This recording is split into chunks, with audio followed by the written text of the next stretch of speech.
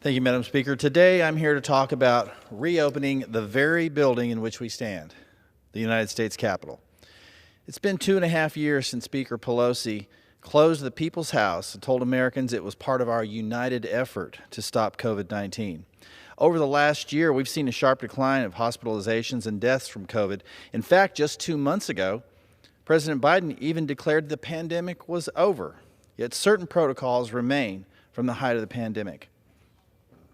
Today, when constituents come to visit my office, they need to be personally escorted around by staff.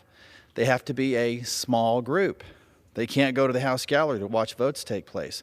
And my staff is only allowed to give a tour once a week. If the Speaker is really trying to prevent the spread of COVID, why is she forcing people to gather in large crowds around security checkpoints? This is the people's house, and yet we continue to deny access to the people, the very people that elected us to serve them, the very people whose taxes fund our operations. Because of these regulations, I've had to turn several of my constituents away.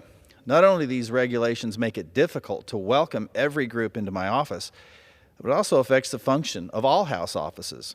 I have multiple visitors a day, and each time they come in, I have to send one of my staffers to find that visitor in a crowd of people, wait in a long security line, and then escort them through the House office buildings.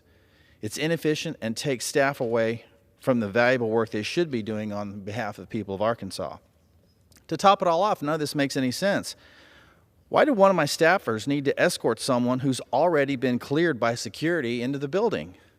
And how does this protect against COVID-19?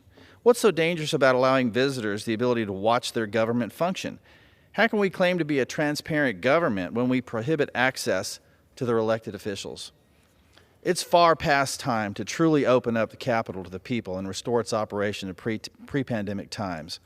We cannot afford to keep distance between the American people and their elected representatives. These regulations prevent constituents from freely visiting their representatives, hinders productivity in our offices, and none of it makes us any safer. The people are an important part of the legislative process. In fact, they're the reason for it. And Madam Speaker, they should be welcomed here. And with that, I yield the balance of my time.